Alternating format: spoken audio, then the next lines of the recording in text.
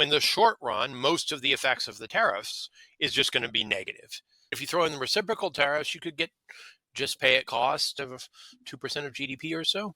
Like that's big. Big enough to think that it might materially impact the economic outlook if autos are severely tariffed. If electronics and pharmaceuticals are either severely tariffed, then I think you're in that range. I think you're risking a recession, actually. This episode of Monetary Matters is brought to you by the VanEck Uranium and Nuclear ETF. Explore how nuclear energy can play a role in your portfolio at vaneck.com/NLRJack. We've got an incredibly important conversation today. I'm so glad to be speaking to Brad Setzer, Senior Fellow at the Council on Foreign Relations. Brad has served as Senior Advisor to the United States Trade Representative and Deputy Assistant Secretary for International Economic Analysis at the U.S. Treasury. So we're going to be talking about all the big things that are going on in trade and tariffs. Brad, welcome to Monetary Matters. Happy to be invited. Brad, tariffs that have already been announced by the Trump administration, as well as the reciprocal tariffs scheduled for April 2nd. Just give us a sense, how is that going to impact the economy, the U.S. economy, the rest of the world? If they go through with everything that could be done, actually quite large.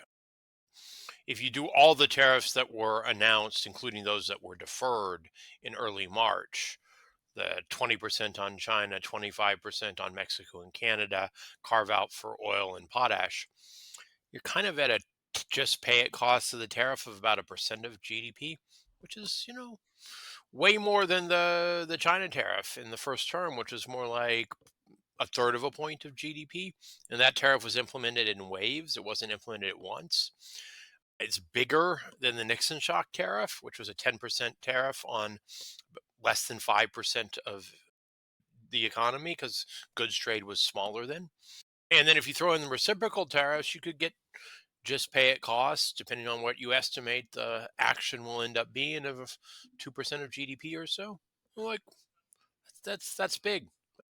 Big enough to think that it might materially impact the economic outlook, and also, frankly, big enough that a lot of people think it won't happen. If you're really going to do a tariff in response to other countries' value-added taxes and consumption taxes, plus some estimate of the non-tariff barriers, plus some added factor for a currency undervaluation, you could actually get quite meaningful reciprocal tariffs. I don't think it's yet clear how high that could be, but numbers for some countries of 20% are plausible. 1% of GDP, even 2% of GDP. I mean, on the US, if my math is right, on the US GDP, that would be $270 billion, or 2% is over $500 billion. That is a lot. So, Brad, the Federal Reserve had its estimate. Everyone's got their own estimates. They lowered their projections overall from 2.1% real growth for 2025 to 1.7% real growth of 2025. So that's 0.4%. You're saying it could be as big as 1%, maybe even 2%.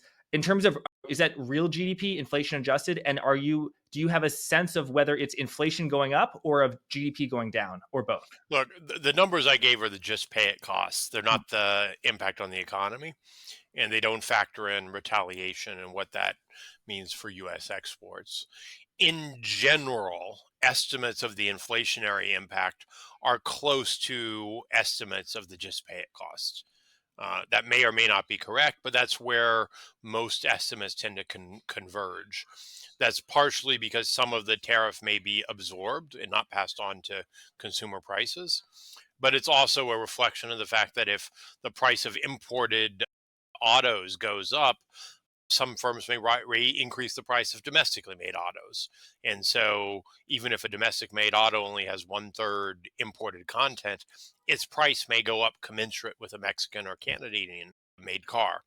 So you balance those two things out, and in general, you get estimates that are close to just pay it cost for the increase in the price level. For the impact on the economy, most estimates are a fraction, maybe a half, maybe a third, bigger in the short run than in the long run. It depends a bit on whether you offset it with tax cuts, whether there's a negative fiscal impulse. But you kind of maybe say like a half in general of the just pay it cost would be kind of a reasonable estimate of the short run impact on the economy.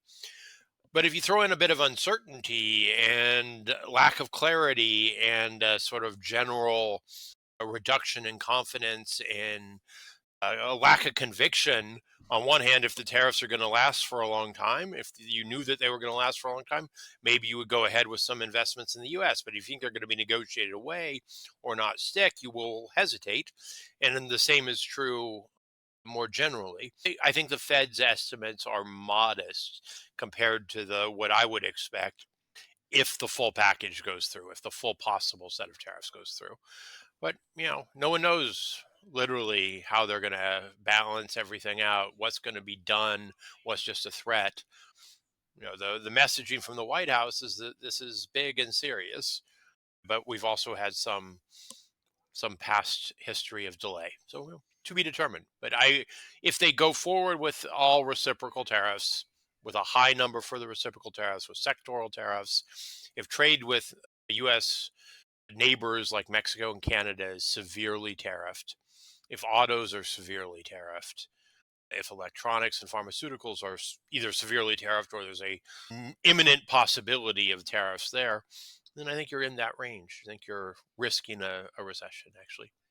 Risking a recession. And so you think that the 1.7% real GDP number from the Federal Reserve for this year could be on the optimistic side. You said moderate, so it could be worse. And 1.7%, not a recession, but it is below trend growth, I believe. And you think it could be even worse. Well, look, I mean, there's a Q4 versus Q4 angle, Mhm. and then there's a dip in Q2 angle. I'm more confident of the dip in Q2 than where we are at the end of the year, because then you might have some positives from tax cuts, some stimulus. I mean, I think it's much harder to say. But right now, if tariffs go forward on April 2nd, they will go forward ahead of any adjustments in tax. So they are a direct hit to the economy in the second quarter, and a hit that is big enough that you could imagine the US economy coming close to a stall in Q2 when you add in the uncertainty effects. That, I don't think the Fed in its baseline assumed the biggest possible tariff implementation. And how are you assessing flat 10% tariffs on China, for example, versus reciprocal tariffs? I mean, are there truly going to be reciprocal tariffs on the rest of the world where, okay, what India tariffs us, we're going to tariff them. What EU tariffs us, the US, we're going to tariff them. Just how complicated is that? As well as I didn't even think about this, non-tariff measures saying, oh, actually, China, you're kind of cheating with your non-tariff measures, you're cheating with your currency. Europe, you're cheating with your value-added tax. I don't necessarily think I would use those words, but the president probably would use those words. So, like, how high are those tariffs going to be? Look, particularly if you're including value added taxes, tariffs of 20% on many partners are quite plausible. They won't actually be reciprocal tariffs, because a reciprocal tariff, as most people understood it, would be that your tariff and my tariff are the same on the same product. We're not bringing our tariff on Japanese autos down to zero, but the Japanese tariff is zero. Now, you can say there's some non tariff barriers. I think the Japanese would say large SUVs that use a lot of gas are not well suited to the Japanese market, where gasoline is taxed very heavily and where the roads are smaller and they're designed for smaller cars. So you're going to get debates like that, but it's just not going to be reciprocal.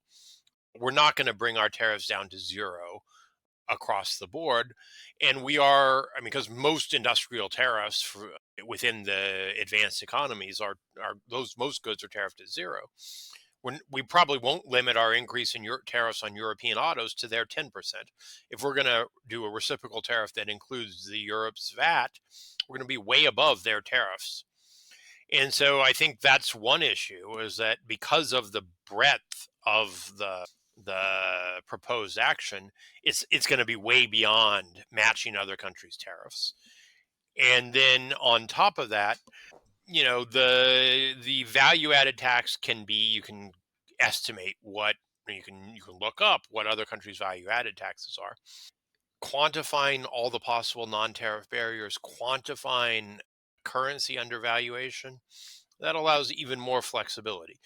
So that's where you can get a maximalist view where this is, more like a 20% across the board tariff, not a 10% across the board tariff, but with a lot more administrative complexity, because you're going to do a different, even if you kind of do reciprocal on a country. You say, we're going to evaluate all your trade policies taken together. We're not going to do it on each individual good.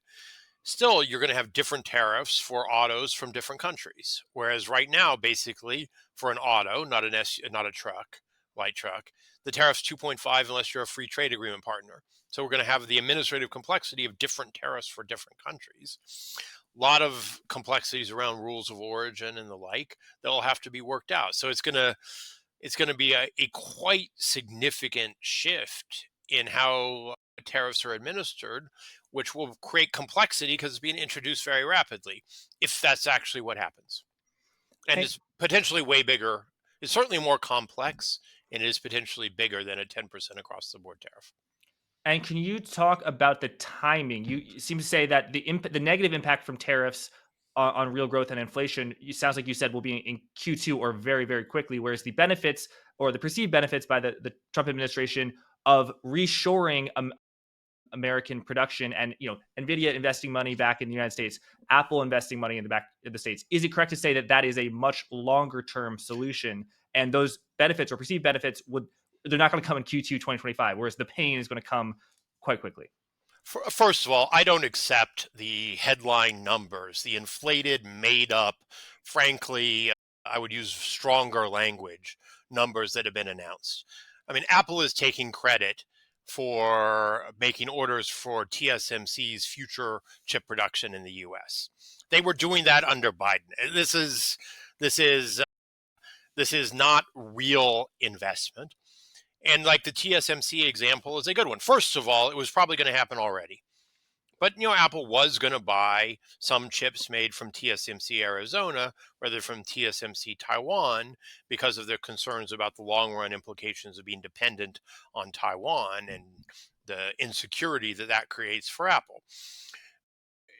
Until that chip facility is up and running and producing at high levels, you would have no positive impact on I mean, you get the impact from the building of the factory, which is in this case already happened, and then you get the benefit from running the factory. But there's a lag, for the new whatever changes come with the new tariffs, there's a lag before people commit to a new factory, and then there's a lag before that factory's up and running.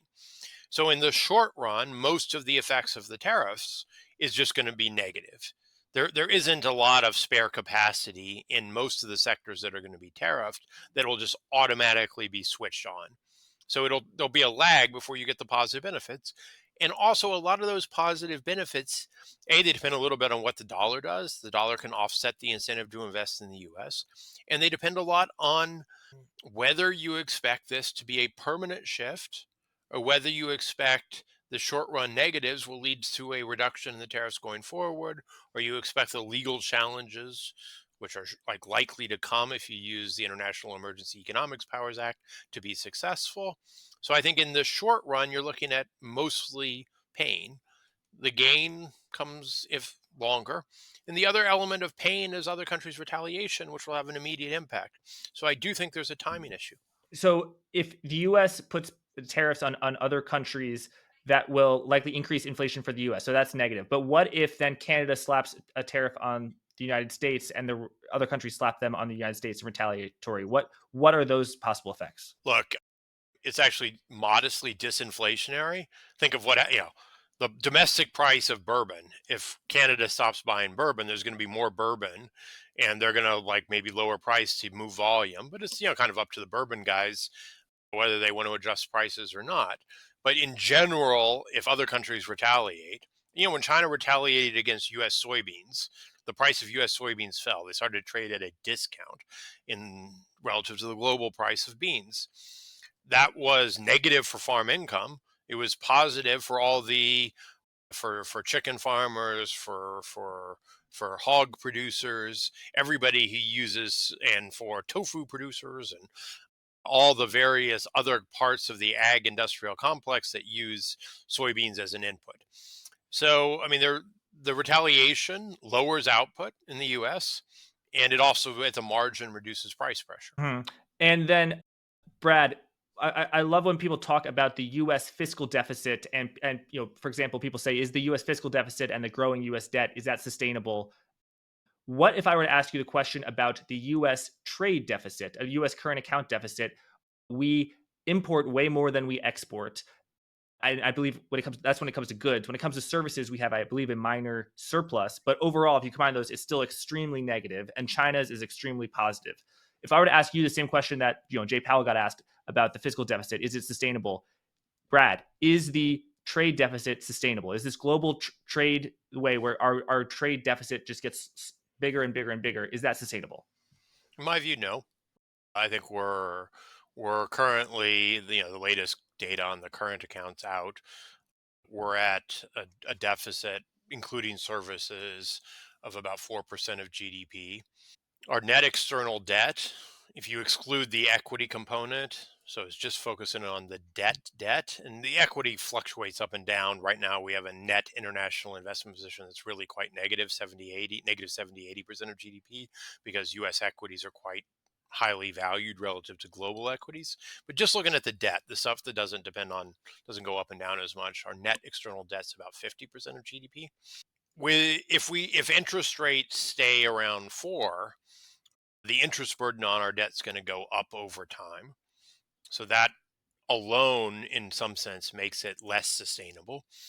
And then at current levels of the dollar, my assessment is that the trade deficit is not stable. The goods and services component will continue to deteriorate.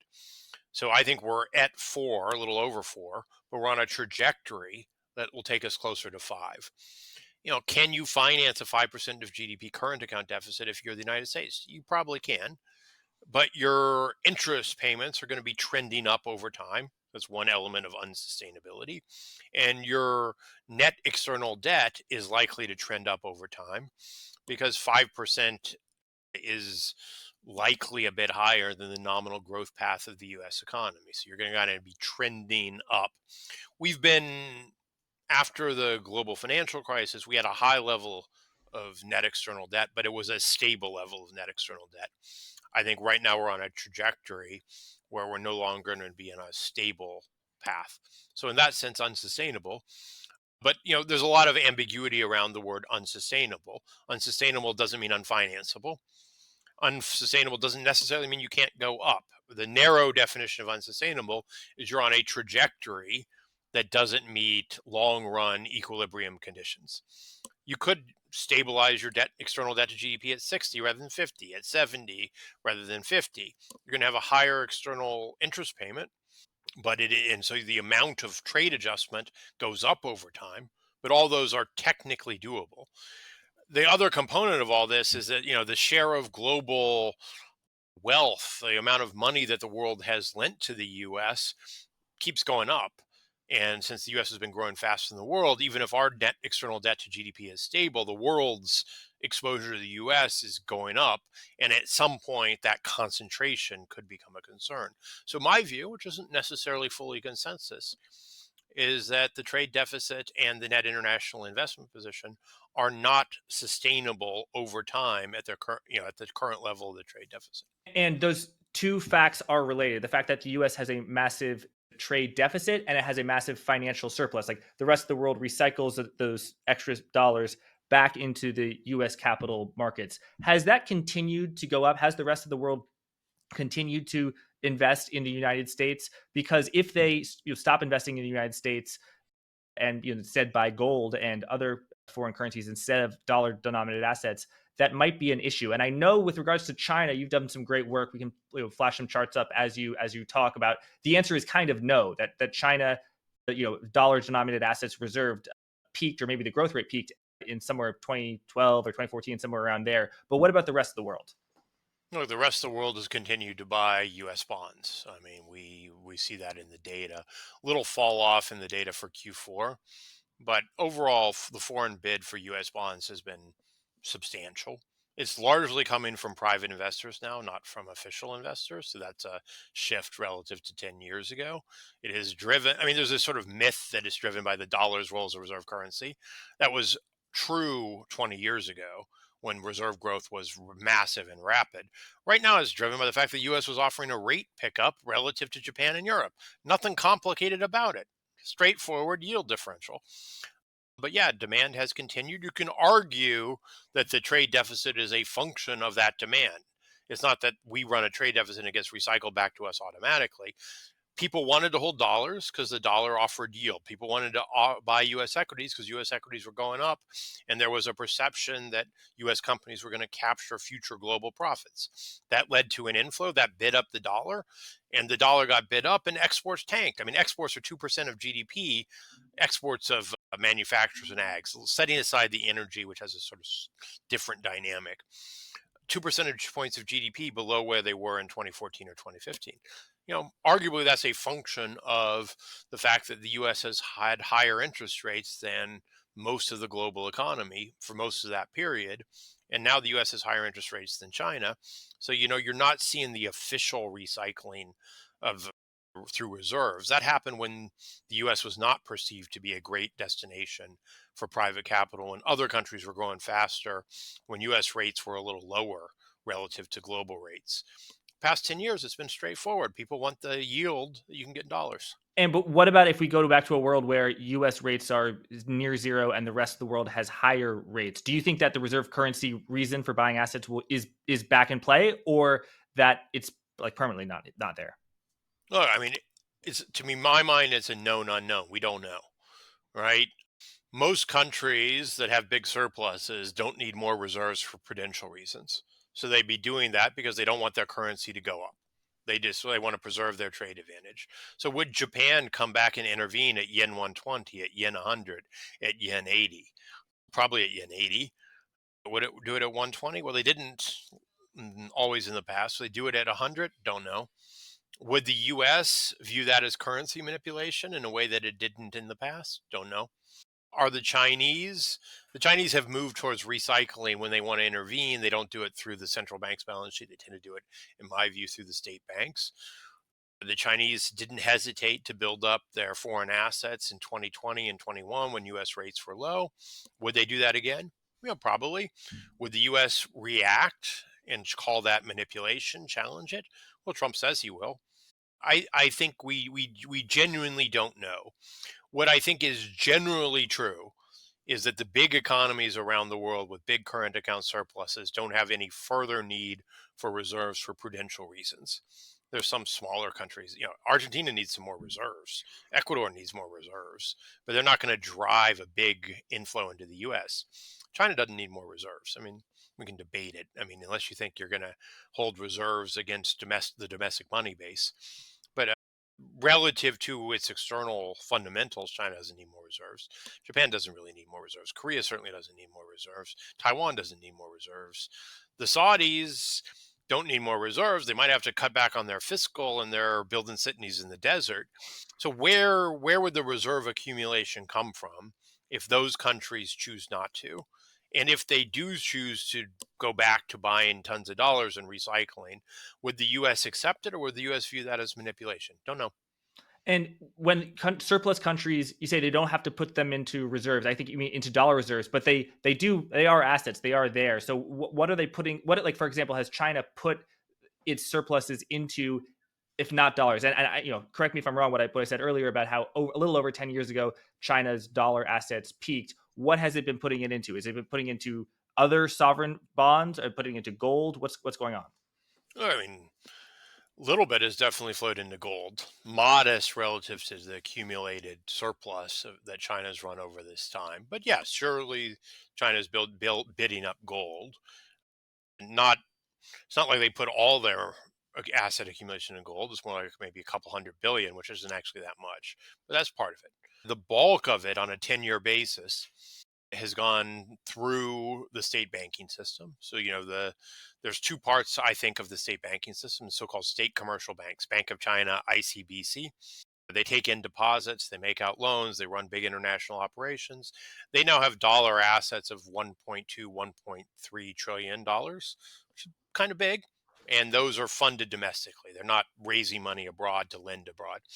And that's invested in a range of things. Some of it is in corporate bonds, some of it is in long-term loans, some of it is in short-term loans, some of it is probably in being lent through the cross-currency swap market to Japanese institutional investors. Then you have the policy banks, China Development Bank, China XM, that finance the Belt and Road. At least several hundred billion, maybe close to $1 trillion went there. So way more than went into gold over this time period. And then the third broad use of China's current account surplus has been particularly when the yuan has been depreciating, particularly when US rates have been above Chinese rates. Some Chinese companies just accumulate dollars abroad, put dollars in offshore bank deposits, and that circulates through the global economy. It doesn't show up as a direct Chinese financing in the US.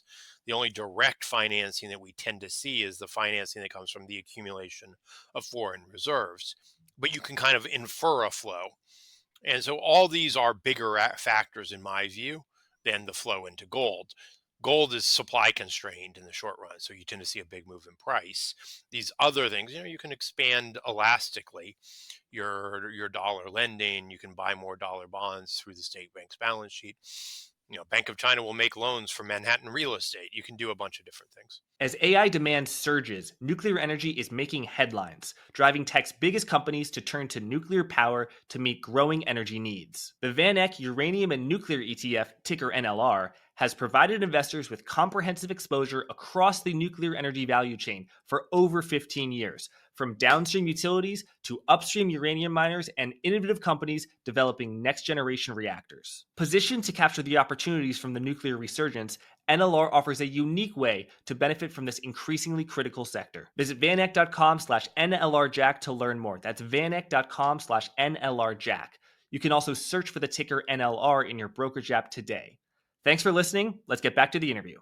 And when you look at the Chinese balance of payments flows, I know that you've done some really interesting work on China's current account deficit kind of is reported to be smaller than maybe you think it is. How the trade deficit is about $1 trillion, but the current account balance is maybe $200 billion. And you think that there's something a little bit funny going on with the accounting. So what are the actual numbers, and why do you think China might be, misreporting or changing some definitions in order to have a lower trade surplus, current surplus? China's customs goods surplus was about $1 trillion last year. They've had a pretty good Q1 on the trade account, so it's going to be above $1 trillion when you throw in Q1. Services, China does import services. A lot of Chinese vacationers go to Japan, go to Southeast Asia. That's an outflow of a little over 200 billion. In the past, a good estimate of the current account surplus was the customs goods surplus net of the tourism outflow. And that would put the current account at 750 to 800 billion.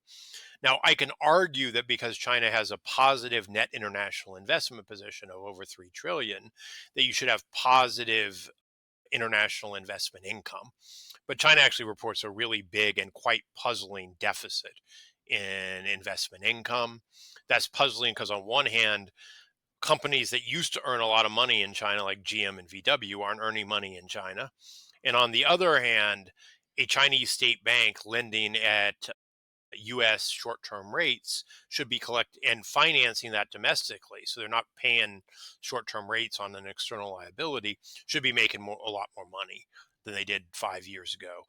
China's reserve managers, they still have over 3 trillion in reserves. The average interest income should have been going up. And that's what you see with Japan. That's what you see with Germany. That's what you see with Korea. That's what you see with Taiwan. So it's sort of a surprise that China's investment income, as reported, has gotten worse, not gotten better. As China's economy has gone down. Foreign earnings in China, you would think, would have gone down. Although a lot of the foreign earnings in China are like round tripping Chinese money through Hong Kong. So it's a little weird. And then you really would think that China's interest income should have gone up. But that's not what you see in the data. In any case, my baseline estimate doesn't assume a positive surplus on investment income, which you could argue there should be there, just doesn't assume a big deficit. So you get a current account of, my view, 750, 800. What China now reports is about 400 billion, 420. Now, it was 200, even lower at the end of the second quarter. So your number is right, and you've accurately reflected the number I reported when I first did the work. It's just there was sort of an evolution in Q3 and Q4. But it is still roughly a half of what I think it should be. It used to be maybe a third of what I think it should be. So it's way below what I think it should be. And what I think it should be actually just mirrors essentially what it would have been or what it was when China's current account surplus, before 21, we'll get to the importance of 21, really was typically very close to the customs goods plus the services imports. So what has happened? Well, first of all, you have this sort of bizarre negative and increasingly negative investment income account when China is a net creditor to the world and when global rates are going up and when Chinese rates are going down. Doesn't make any sense. No good explanation for that. No one, the IMF, I think, is only now starting to look at it. But I've not met anyone who can credibly explain how China's investment income account has gotten so much worse relative to 2018. And then the second thing that China has done, and this is discussed in the IMF's latest staff report, and it was phased in calendar 21, it fully impacts the data in calendar 2022, is China changed the methodology it uses to count the goods surplus in the balance of payments. So you would think, well, okay, the balance of payments goods surplus would be the customs surplus minus the normal adjustments for insurance and for freight, which gets shifted over to the services balance. And that's exactly what it was before 21 or 22. You could take, basically customs imports, multiply it times 95%, and you would get balance of payments imports. You would do customs exports times 97 or 98% and get balance of payments exports. So there was a clear correlation. And China said, hey, that's actually what we do. We just have a standard adjustment factor for insurance and freight. After 2022, China changed the methodology, and it now no longer uses customs data as the basis for its goods balance of payments data. It's using internal payments data. And the argument was that the balance of payments is based on transfer of value, and the best measure of transfer of value is payments. The further argument was that for certain goods made by contract manufacturers, and previously contract manufacturers in free trade zones, but they've sort of dropped that now, but contract manufacturers in China, the reported customs export price was the global wholesale price, not what the company was being paid. So where does that matter for mobile phones, for iPhones? So the argument was that in the customs data, you would see the global wholesale price for iPhones, and what the contract manufacturers, Honhai and the others, were getting was their actual cost of production. Now I've looked at that, and what you see in the customs data is an export price for smartphones to the big advanced economy markets where Apple dominates the data between 400 and 450 billion dollars a phone. Not at odds with most estimates of the underlying cost of production and well below the global wholesale price. So my first observation is that if China's argument is true, they should be able to show the data. They should be able to show where there's a gap between customs and payments and show us the sectors. And in the sector that was highlighted, there just is the customs data doesn't appear to be significantly inflated. It appears to basically be the payments data. And if it's not phones, where is it? There isn't another sector dominated by contract manufacturing where there's a huge gap between cost of production and global wholesale prices. Then there's an adjustment, and this is fair, for Apple's onshore sales. So in the past, the onshore sales, which are the production still in China, that would show up either as a royalty payment to Apple Ireland or as a profit from China that goes to Ireland, a dividend. So it should appear in the balance of payments, but not in the goods balance. China said, well, let's do this on a different basis. Let's treat a contract manufacturer in a free trade area as offshore And when it's so well, sort of onshore, offshore, when it produces a good, it is producing a good that is transferred in value to Apple's Irish subsidiary. We're going to count that as an export. And then it's going to be re-imported at a higher price, at the actual retail price. Okay, fair enough. That's how Ireland accounts for Apple Ireland.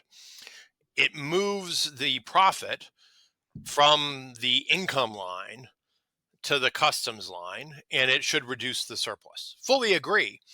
But there should be an adjustment to the income line or to the services line. And what China hasn't shown is they're actually doing those other adjustments. What we know is that when China introduced this change in its balance of payments methodology, the current account surplus systematically starts to deviate and deviate down from customs goods and services. And what we also know is that when China introduced this change, errors and omissions, so which are usually viewed as a proxy for hot money outflows, also went to zero. So what I think happened is they got safeguard instructions to get rid of errors. And the easiest way to get rid of errors is to basically reduce the current account surplus to the financial outflows that you can measure. So that's my thesis. It may have also inadvertently reduced, or perhaps this is also a secondary goal, reduce a bit of the international pressure. But I think right now, you know, Europe is not taking comfort in the fact that China's current account surplus is a little over 2% of China's GDP. They are worried about the rise in China's goods surplus. And I think most countries around the world are focused on the goods balance. So I don't think it's worked. But statistically, even if you're back up to 400 versus 800 is a meaningful gap, 2% of China's GDP. And what does China do that enables it to export so much more than it imports? I think maybe China has some nominal tariffs, but what are the non-tariff measure China's uses to be so competitive on world markets? What our president would call cheating at trade. And if it's so effective, why can't we do some of that?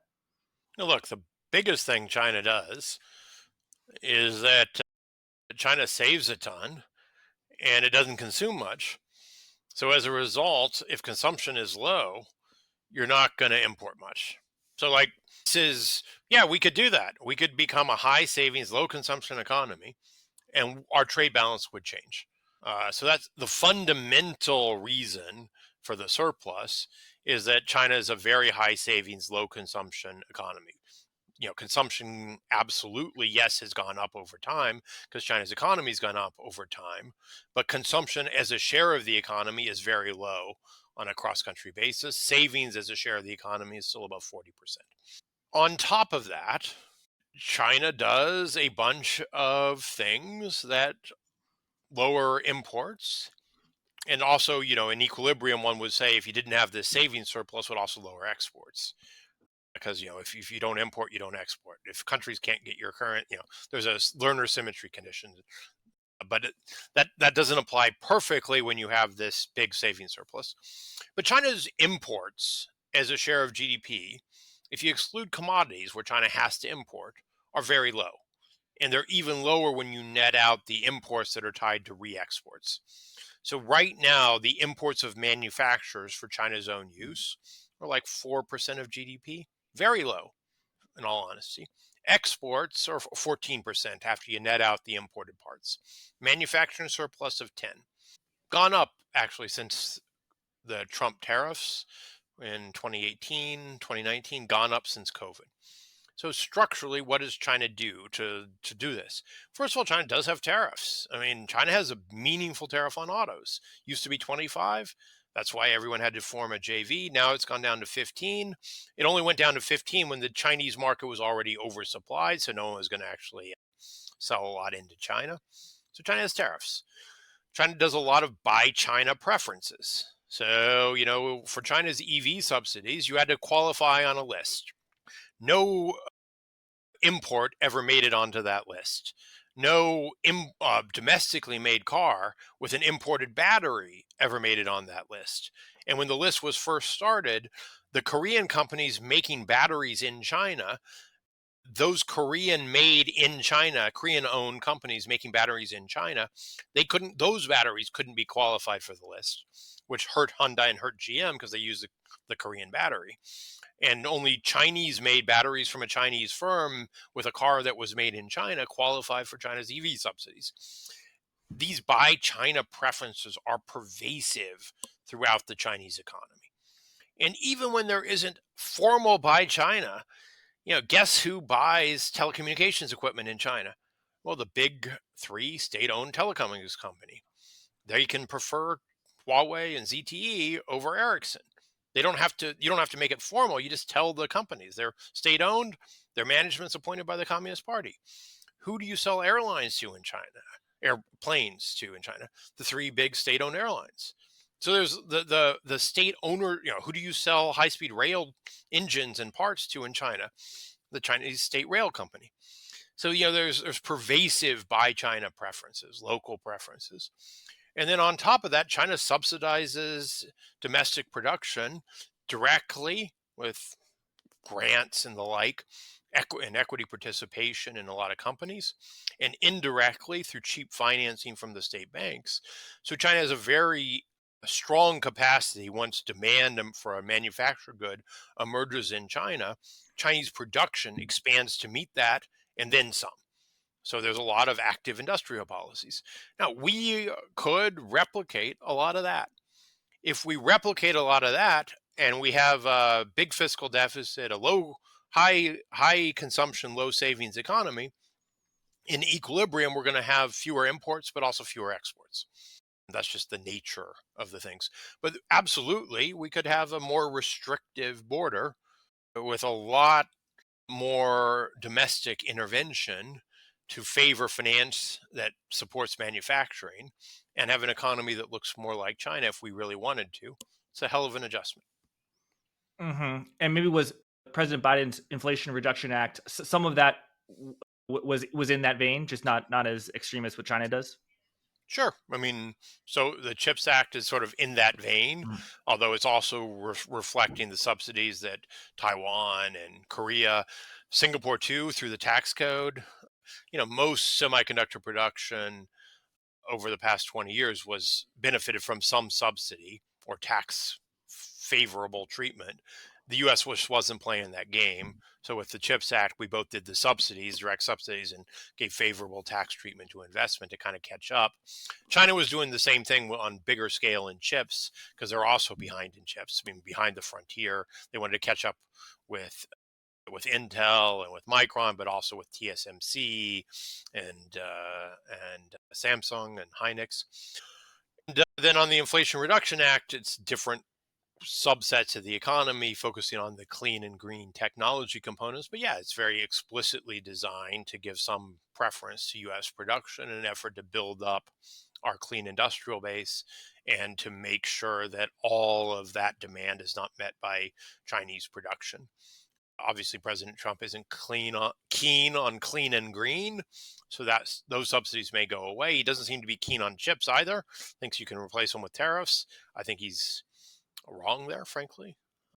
I think that'd be a huge mistake, as I do think that the argument around chips is a national security argument, and it's not just a green, clean carbon argument.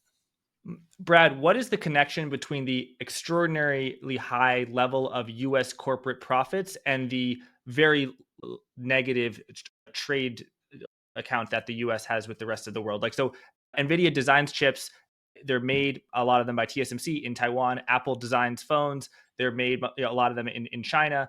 And then the profits eventually go back to the United States. Is there a connection between why American corporate profits are so high and then just the current accounts is so negative? I think corporate profits do show up in GDP. Corporate profits that are offshore don't, but a portion of Apple's profit does show up in U.S. output. Look, the fact that big multinational U.S. companies are very profitable tends to mean that they got a nice margin. They're collecting money from consumers, And rather than spending that on investment, in which case they would have lower current profits, maybe higher future profits, they're running large surpluses, and they're either buying back their stock or distributing that as dividends. And that distribution changes, it moves income to higher saving cohorts of the US economy.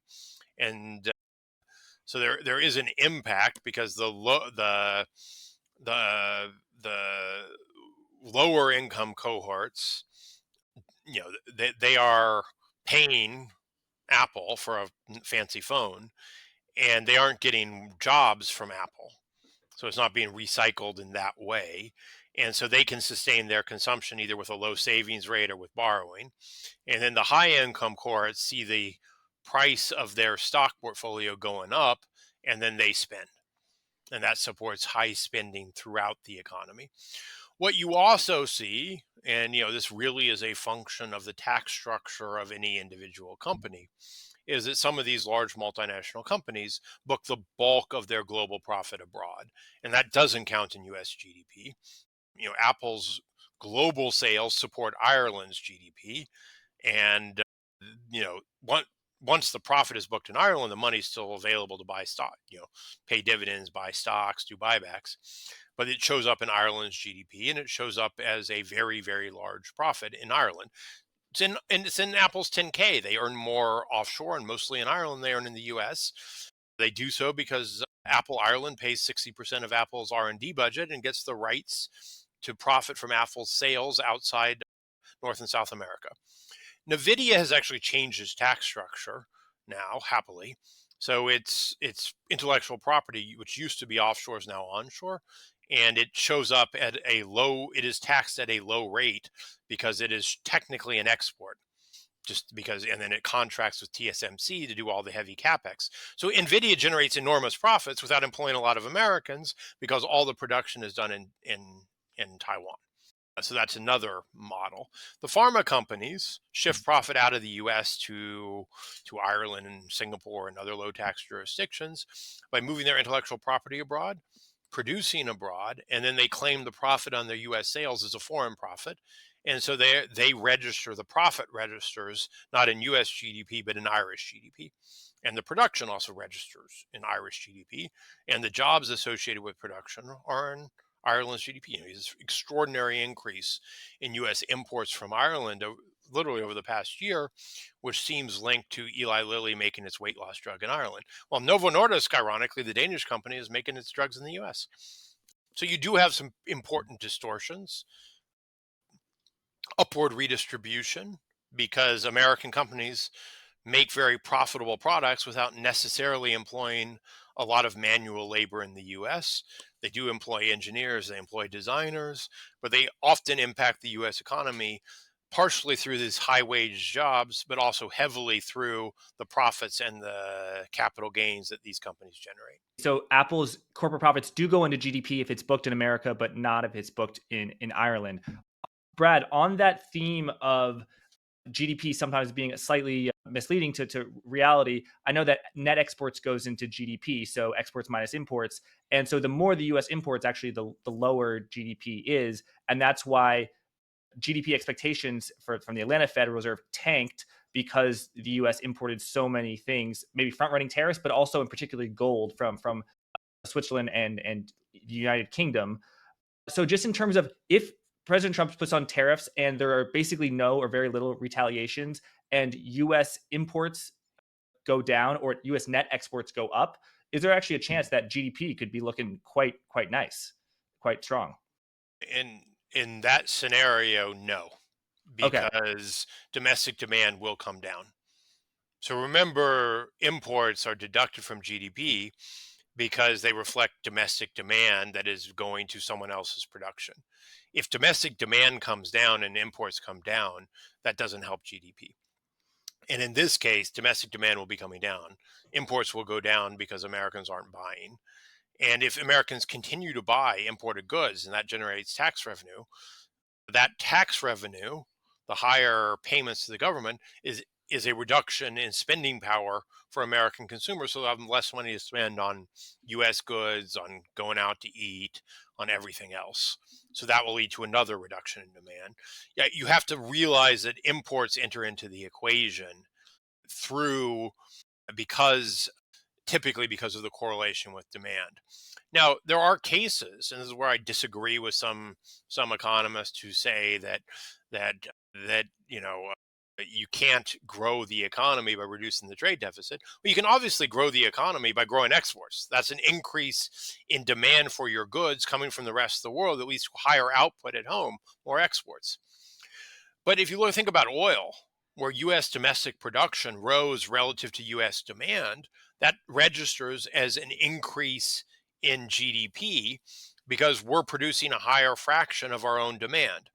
But that's in that case, demand wasn't coming down, demand was constant, and U.S. production was going up, and that displaced imports.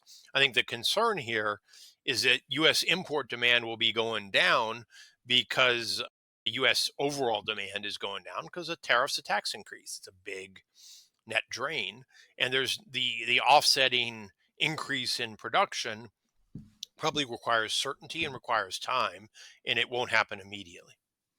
And Brad, unlike a lot of pundits who go on TV, you are someone, you're a highly respected economist. You're not going to be making big calls, throwing things at the wall. But if I could just pin you down a little bit, I understand there's a lot of uncertainty, but could you just give us your best hunch of the different distribution of probabilities of how this plays out over the next few months on the spectrum of it's Smoot-Hawley 2.0, which exacerbated the Great Depression, and there's a economic minor catastrophe in the US and the rest of the world, to on the total opposite side of the spectrum, actually President Trump, as a negotiator, he's able to extract concessions from the rest of the world with regards to trade, and tariffs actually come down. This is what Commerce Secretary Lutnick has hoped for on public appearances and interviews.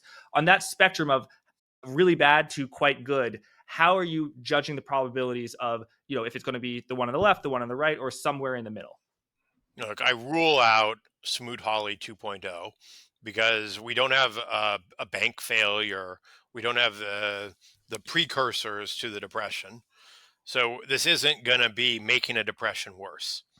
It may be a self-induced recession, but that's not a depression. It's not going to trigger, in my view, a financial crisis. But your worst outcome is a self-induced recession and a meaningful stock market correction.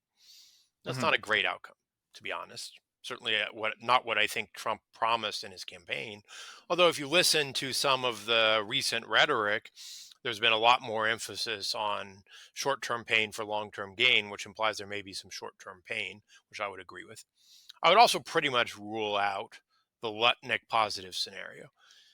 We are not laying the groundwork for escalation to de-escalate where we get significant liberalization. Why not? Well, what liberalization are we concretely demanding from Canada that would lead us to lower the tariff? As far as I know, nothing. I mean, maybe we would give rid of the 25% tariff for a little change in their dairy policy. It's disproportionate. But there's an awful lot of rhetoric about how the 25% tariff on Canada is linked to the fact that Canada doesn't work as an independent country. It should really be the 51st state. That was literally what the president said on TV 2 days ago. We're defining value added taxes, which are non discriminatory, which are not generally thought of as a trade barrier. Sure, they have an impact on trade because other countries are taxing consumption and we aren't. They're raising more tax revenue than we do. They generally run smaller fiscal deficits than we do. Part of that's the VAT. But a VAT is neutral. Imports and domestic production face the same tax. And a VAT is a big part of other countries' tax base. There is no way Europe can negotiate away its VAT and increase defense spending. So we're not laying the groundwork for a real negotiation. We may get some cosmetic concessions, nothing fundamental. We're not making demands that would lead to those fundamental changes.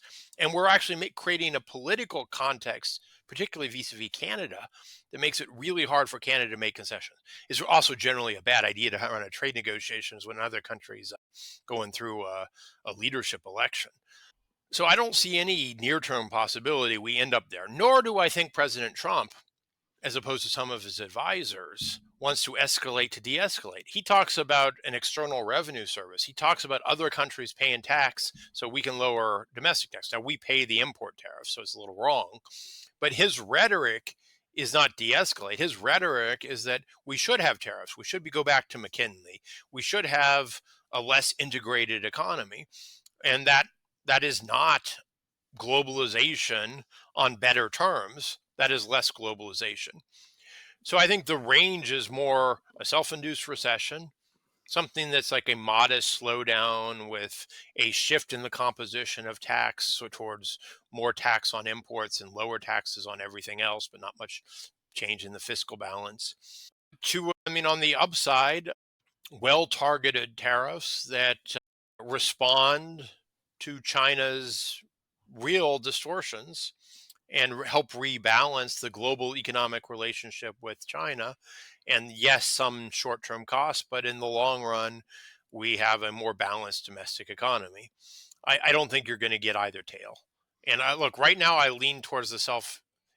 I have no idea what the administration is going to do on April 2nd. But if they do what they've suggested they may do, I'm actually leaning towards a self induced recession. And then depending on what happens after, if you do the tariffs and you pull away the CHIPS Act, I actually don't think you get a manufacturing renaissance in the U.S. So I'm not sure you get the long run gains with their full policy package. And Brad, is there a recent example in history, or do you have to go back, hundreds of years for a example of in the U.S. tariffs going up causing a recession? Because it's my understanding that tariffs have gone only one direction down since maybe the 1950s or 1960s, and they went up a little bit in 2018, and President Biden kept them higher. But really, the golden age of tariffs was from after the Civil War until I think early 1940s, 1950s, and that we just we have the theoretical data. Economists getting their PhDs, they have the charts about dead weight loss. But if you look at empirical examples, we really have to look back 100 years, which is it's problematic. Some truth to that. There have been, there was the Nixon shock, the Nixon tariff. It didn't stay on that long. The China tariffs were significant. You can look at that. Steel and aluminum, they're actually pretty significant sectoral tariffs. You can look at that. So I would say we were on a general trajectory after World War II of declining tariffs. Big decline actually didn't came in the 60s with the Kennedy round, another in the Tokyo round in the 70s. By the time you have the Uruguay round, most tariffs for the U.S., not for developing countries, U.S., Europe, are actually pretty low. Half of global industrial trade goes on at zero tariff, electronics zero, pharma zero. So I think in general, we're on a trajectory of declining tariffs for a long time. You have some sectoral counter examples. You have less liberalization in agriculture. So you have a more restrictive regime there. So you have some examples of protection there. You have some sectoral examples. But in terms of big, broad, macro relevant tariffs, your best example is the China tariff. And as I said earlier, the China tariff in aggregate, it was like a 15 percentage point a change in the tariff, some 25, some 0, some 7.5, aggregate 15, on a little over 2% of U.S. trade. So you kind of get an impact of 30 to 40 basis points of trade on a just pay it basis. You can do distributions. Actually, the biggest swing was a shift from consumers to government. The tax was the biggest component. Very small production increase, some loss of consumer welfare, some gains to third-party producers. So that's your best example, but it was phased in over a 2.5 year period. So the shock element was never more than 15 basis points of GDP in a quarter. So I don't think we have a good example of a percentage point or 2 percentage points shocks in a quarter. And then the other big difference is, while it was perceived at the time as a relatively aggressive action, and it was perceived at the time as using Section 301, the unfair trade practices that lets the U.S. do unilateral actions as opposed to going to the WTO, as a revival of an old trade measure. The actual process was very orderly. Bob Lighthizer went did an investigation, put out a report. The report told you the damages. The initial tariff proposal was proportionate to the damages. Then China retaliated. The only thing that was a little unexpected and out of order was then that the president said, well, if you retaliate, we're going to go from 50 billion of tariffs to 250 billion of tariffs. But those 250 billion tariffs were put out for notice and comment. People knew what was happening. There was advance opportunities to prepare. What we're doing now is not coming through such an orderly process. IEPA, the sanctions authority, doesn't require notice and comment, doesn't require an investigation. And frankly, that has meant that when the tariffs have been imposed, people have been totally confused. When they were imposed, rolled back, and then, no, it's not a full rollback, it's just for USMCA compliant trade. It took a while for people to figure out what was USMCA compliant and what wasn't. And some stuff that wasn't USMCA compliant was USMCA non-compliant simply because people hadn't followed the paperwork because the global tariff was zero. So why bother to get the USMCA zero? So, I think there is something to the notion this is unprecedented in magnitude and unprecedented in the fact that it isn't going through regular order. Mm. And how much more intense in terms of scale is the Trump 2.0 tariffs, what we've had so far and what could be coming, than Trump 1.0 in 2018? Because weren't there limits on, it's up to 200 billion, 300 billion, or was it unlimited before? Well, you had action on, like, say, tens of billions of steel and aluminum imports, and then potentially on up to 500 billion, the entire imports from China. But there was no real threat on Vietnam, no real threat on Europe. Certainly nothing. USMCA was renegotiated and people thought that was safe. So 500 billion was less, like under 3% of US GDP. Now, Canada, Mexico plus China, that's like roughly imports of 1.5 trillion ish. That we may do more on Europe. We're going to do more on probably on Asia, Japan, da da da da. So we're definitely way bigger, way way way bigger. As a share of GDP, it was 0.3 to 0.4 percentage points over 2 years on the tariff increase on China. The threatened tariff increase, the just pay it cost, the simplest possible calculation, which is imperfect but easily comparable over time, is over 2 times that for the actions that was threatened in the beginning of March. I can get 4 to 5 times that if you really go maximalist on April 2nd. So much, much bigger. And if you compare it to the quarterly or the annual changes, even bigger. Because, say take is 40 bips from China and steel over 2.5 years, you're never going more than 20 bips a year. And we could be close to 2 percentage points, so factor of 10 on an annual. So way, way, way bigger, actually. I think there's a tendency to think, oh, tariffs, we did tariffs before. These are much, much bigger, a much bigger shock. And why is President Trump going so hard after Canada and Mexico? We talked about how China, can be a little bit unfair on trade, and maybe it's necessary to do that. Maybe we can make an argument. But with regards to Canada and Mexico, is what President Trump, is there a basis to what he says that the Canada is being very, very unfair, and that the U.S. is getting screwed, and the same goes for Mexico? And then also, why is President Trump tying tariffs to non-economic goals such as fentanyl and border? And Canada's independence and maybe Denmark's refusal to sell Greenland. Look, Trump had in the campaign, I think in other contexts, has said he says he loves tariffs, that it's one of the best words in the English dictionary. He likes tariffs, and he's said pretty explicitly he wants to use tariff, or often has suggested, though not in the policy platforms, that he wants to use tariffs instead of sanctions, that he likes tariffs, he doesn't like sanctions, and that he wants to use them as a tool of foreign policy, and that he likes the fact that he can adjust them, that there's a lot of unilateral presidential authority around tariffs, and he takes a very expansive view, maybe too expansive, of what is allowed. But that's, part of it is like he's found a tool, it's a tool he likes, and it's a tool that gives him personally a lot of leeway. He can put them on, he can take them off, he can adjust them. If he wants to negotiate, he can negotiate. If he doesn't want to negotiate and he wants to threaten, he can. The most charitable argument that can be made for the targeting. And to be clear, I don't think we should be targeting Canada and Mexico, and I don't think we should be targeting Europe in the full either. Nor do I think we should be targeting Japan in the full either. But the most charitable interpretation is that we do run trade deficits with Europe, with Mexico, and a small deficit with Canada. Now, the number of 200 billion is made up. There is no 200 billion. It's between 50 and 100 billion. With And Canada or with all three combined? Sorry. with Canada, with Okay. Okay. Canada.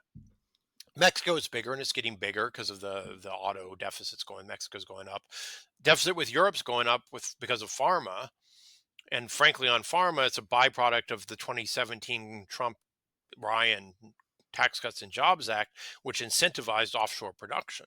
So I mean, it's mostly a function not of bad things that Europe's doing. It's a function of flawed tax reform, in my view. But vis-a-vis Canada, we have a small deficit. 50, 70, it kind of depends a bit on the price of oil. That deficit goes away if you take out oil. So Canada is actually the biggest trading partner where the U.S. runs a surplus in manufacturers. We're in a deficit with Mexico, to be clear. Canada and Mexico also did a Trump trade deal. The USMCA was renegotiated under Trump. So if you thought that a trade deal protected you, you would think Canada and Mexico would be protected. So Canada, is our best trading partner when it comes to exporting manufacturers. A trade war with Canada would be negative for the industrial parts of America, would deindustrialize the US. So in those grounds, it doesn't make any sense whatsoever. Now, Canada does have some protection in dairy, and we have a long-standing dispute with Canada over the fact that they don't charge timber companies, loggers, a price to log on a lot of their federal timberland. And most of our timberland is private, and people, so there's a delta there. For the record, Canada is not alone in protecting parts of its agricultural sector. Look at our sugar protection. We protect a lot of vegetables from competition with Mexico. We have historically not been fully open on agricultural trade, nor are most countries. In general, the norm, agriculture is a negotiated liberalization. It's not complete liberalization. And in dairy, the USMCA let a certain amount of US dairy exports go into Canada tariff-free, and we haven't fully used the quota. So the notion that Canada is royally unfair to the US is, in my view, a complete myth. Canada is our most balanced major trading partner, the only major trading partner where we have a surplus in manufacturers. They actually sell us their oil at a discount because their pipelines don't let them go to the coast. So on those grounds, there's no real basis for making Canada enemy number one. And so, you're kind of left with, and the fentanyl stuff is, maybe it's real with Mexico, it's not real with Canada. So you're kind of left with you're left with the conclusion that Trump's doing this to make a point, to show that no one is safe. That'd be the one explanation. Or he actually really means his argument that Canada only exists as an independent nation because of the generosity of the United States. And if we take away that generosity, which comes to, spending on defense so that we protect their northern border, in his view, and then this not using our leverage on trade to the maximal extent, we can, by changing that, we can convince Canada that it doesn't want to be an independent state. I don't think it's going to work. I think it's going to lead Canada to reorient its trade to China and the Europe. And I think at the end of the day, we actually need Canada if we want good radar coverage for missiles coming over the pole, and it would be a disaster to get rid of NORAD. But set that aside, it's hard to explain. I think with Europe, yeah, there's some protection. There's a 10% auto tariff. Our zone is only 2.5. GM and Ford are making SUVs and pickups that aren't well suited for the European market. And so even if you brought that down to 2.5, you're not going to have a surge in U.S. exports to Europe, not at the current levels of the dollar. But hey, yeah, there's a difference. We could negotiate around that. We have agricultural protection. They have agricultural protection. But the biggest swings in trade between the U.S. and Europe have been in gas, which is a function of the cutoff of Russian gas and demand for U.S. LNG. And then in pharma, where it's not the Europe being unfair. Tariffs are zero in both ways. It's a a distortion from the US tax code, which allows US companies to get a lower tax rate if they produce in Europe and keep their intellectual property in Europe. You can't blame Europe for that. That's a function of our own mistakes. So I mean, I'm not convinced that the Trump strategy is fully rational. But he likes tariffs. He likes the leverage. He likes the drama of negotiation, and he has expanded the use of tariffs to cover non-economic goals. I think Bob Lighthizer, when Lighthizer was his first term U.S. trade representative, was actually a disciplining force that kept the tariffs focused on trade goals. And at least we collectively may appreciate that more. And who is the new Robert Lighthizer? Is that Jameson Greer? And what is his belief? Is he not as much of a moderating force? Look, the true replacement for Bob Lighthizer is Donald J. Trump. Donald Trump, I mean, my colleague Ted Alden has said that Trump's goal in his second term was to be his own trade representative. And in some, allow me to be a bit mean and a bit partisan. Please. It seems like he's delegated running much of the government to Elon so he can be his own U.S. trade representative. That's what he likes. That's what he wants to do. He loves banishing the tariff threat. He loves the drama, and we'll see how far he's willing to go. Jameson was Lighthizer's deputy. He has written extensively about the problems of trade with China. It's been suggested in some recent press reporting that he's a little worried about the lack of regular trade order and the confusion that has generated. But his biggest problem is that he doesn't have, he's not a billionaire. He doesn't have the stature of the billionaires in the cabinet. And he hasn't yet, I think, developed the kind of rapport with Trump that Lighthizer built. And Lighthizer built that because, in some sense, well, he's moderate relative to what we're seeing now. He was the most willing of the moderates, you might say, to actually launch trade cases in Trump's first term. So he's willing to push back against Mnuchin and Gary Cohn when Gary Cohn was still there, and argue for a more aggressive trade policy than a lot of Trump's other economic advisors. Now Trump self-selected, so that the more moderate voices, they had to come out and say they were pro tariffs in order to get their jobs. Greer has not emerged as a force of full moderation, nor has he fully asserted control over trade policy, in my view. So there's two President Trumps that people have been speculating, which President Trump is going to be ruling the day. The President Trump who wants to do deals and negotiate lower tariffs, and the president who views tariffs not as a means to an end, but a good end in and of itself, and he wants to be President McKinley. It sounds like, Brad, you think President Trump is definitely of the latter category, and that he is Mr. Tariff Man. And I take him at his word. Look, what I think is, and this is generalizing based on the China example from his first term, but with the China example, he was tariff man. Tariffs went up. They went up substantially. Went from on average 3% to on average 18% relative to pre-tariff trade. It's down now because the tariff stuff is less prevalent. But meaningful change in tariffs vis-a-vis China. He was also deal-making Trump. It could have gone up even more. He did a bunch of dramatic deals. Some of those deals were opening Chinese markets up. There was a real opening in beef, some modest opening in pork. They reopened their market for chicken feet, chicken paws, which matters to Arkansas. Modest but real openings. And then he negotiated non-traditionally. He didn't want just market openings. He said, "Hey, China, why don't you buy more of our stuff? And since you have a lot of state companies, you can just buy stuff." And okay, they got commitments to buy that they didn't deliver. Trump is quite willing to get non-market investments and non-market purchases. He's not a liberalizer, in my view, at heart.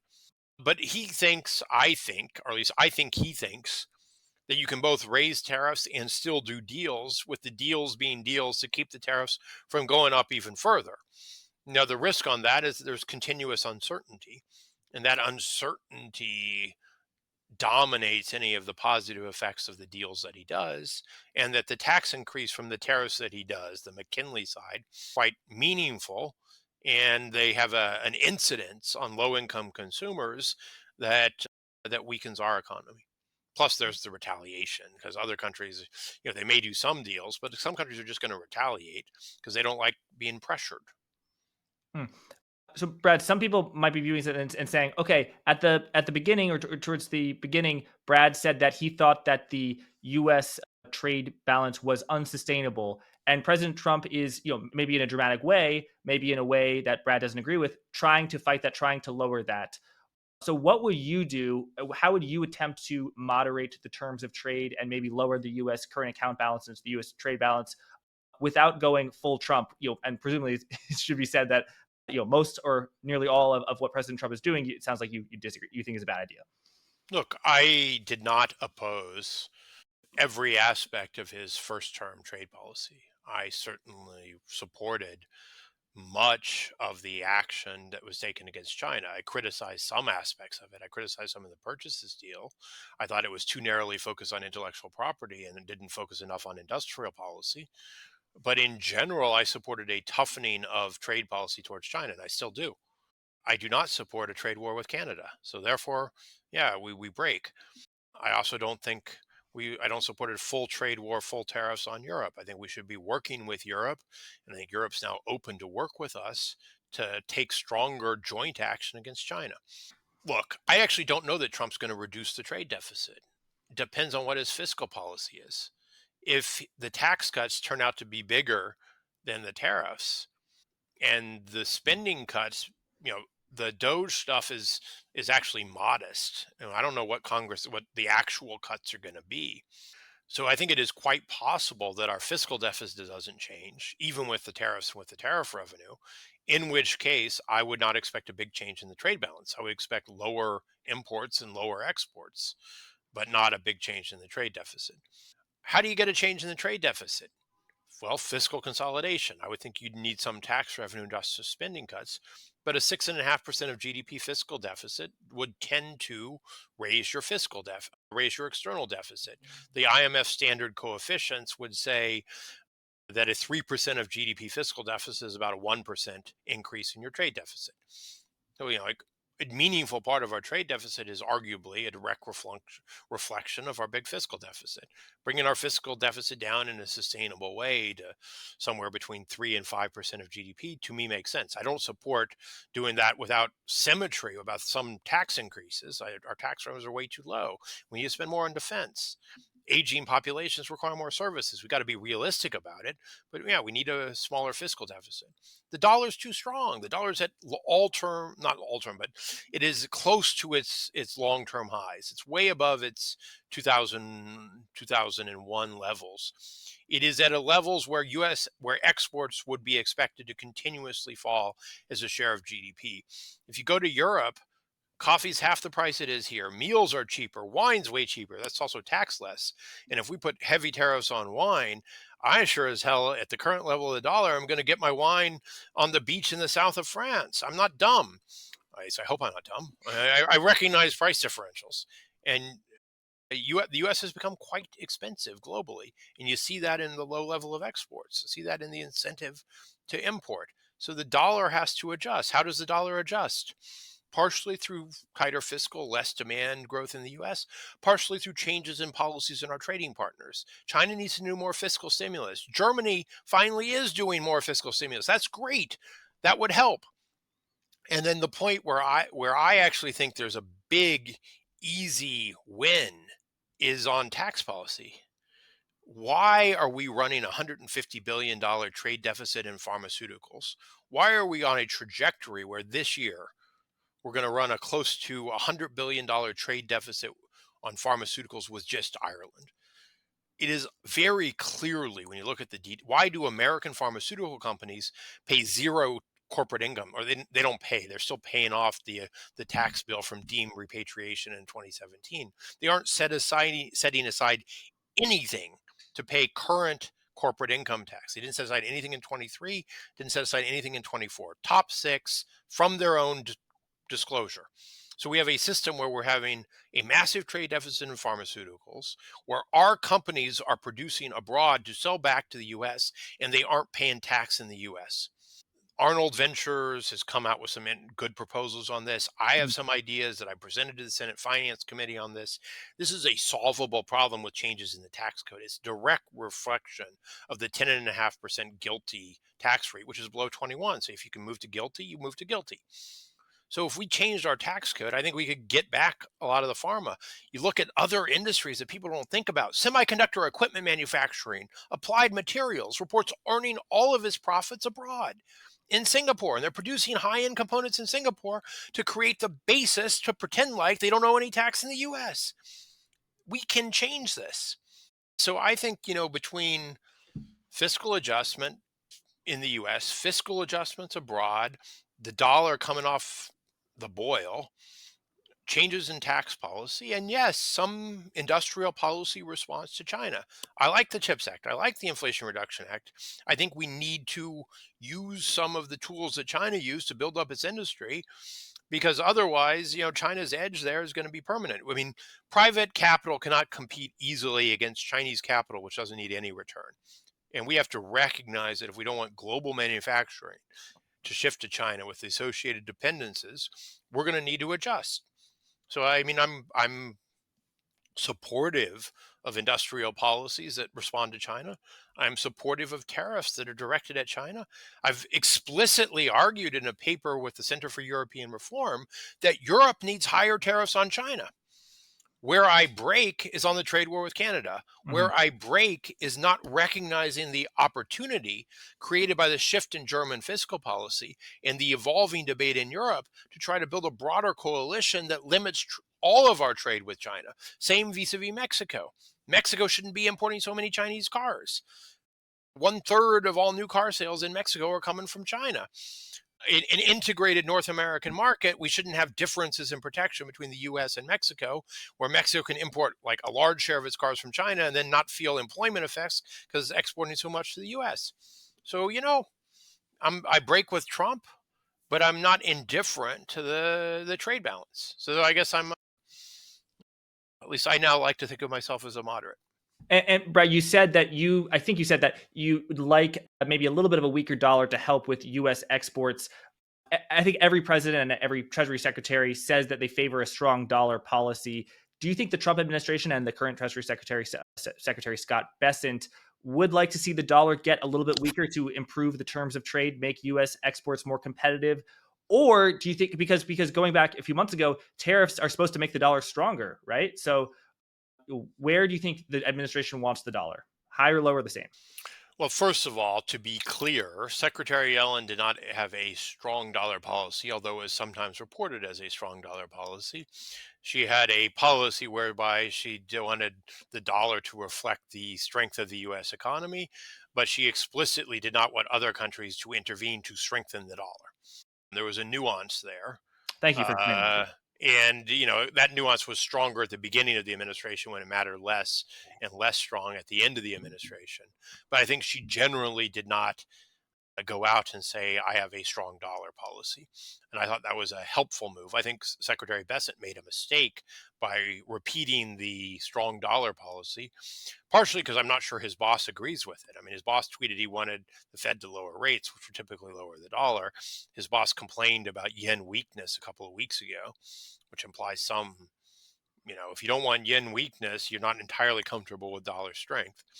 But there's a deep contradiction between some of the arguments that Secretary Bessent has made, some of the arguments that the incoming head of the Council of Economic Advisors have made, whereby a stronger dollar offsets the inflationary impact of the tariffs. And in that sense, you might say it's welcome. It lowers the hit to consumers because prices go up, or the dollar strengthens, so import prices go up by less. And the desire to have more balanced trade, which does imply in conventional economics some weakening of the dollar. And you can want a weakening of the dollar from its current level without wanting the dollar to disappear from the global stage. We're at extremes. Yen 150 is an incredibly weak yen. In real terms, the yen is at its levels of the 1970s. Korean won 1400. That's global financial crisis. That's Korea's 97 crisis levels for the won. Taiwan dollar below where it was at the during the Asian financial crisis, not gone up even as TSMC has become one of the most globally significant companies, even as Taiwan's trade surplus has soared. Chinese yuan at 7.225. It's a really weak yuan. The yuan was up to 6.2. This is at the weak end of its now close to 18-year band. Euro 110, it's not Euro 1, but it's still a pretty weak euro, especially when you take into account that inflation has been lower in Europe than in the US. So I think you can want a balanced value of the dollar, that you're not at the extreme levels of strength without wanting the dollar, without any desire or expectation that a dollar adjustment would lead the dollar to cease to be an important global currency. I think those two debates are separate, and I sometimes worry that parts of the administration conflate them. Brad, thank you so much. You've been really generous with your time and insights. You've just got an extraordinarily sophisticated way of thinking about this. You've got the data. I really recommend people checking your following your work on Twitter. You post regularly. You post these great threads at Brad_Setzer on X, and then your work at the Council for Foreign Relations is cfr.org/expert/Brad-W-Setzer. A reminder for everyone watching, they can find the show on YouTube. Please like and subscribe. It helps the channel. Also on Apple Podcasts and Spotify, please leave a review. It really helps the show. Thank you, everyone, for watching. Until next time. Thanks for watching. Remember to check out vaneck.com/NLRJack to learn more about the VanEck Uranium and Nuclear ETF. Thank you. Just close this door.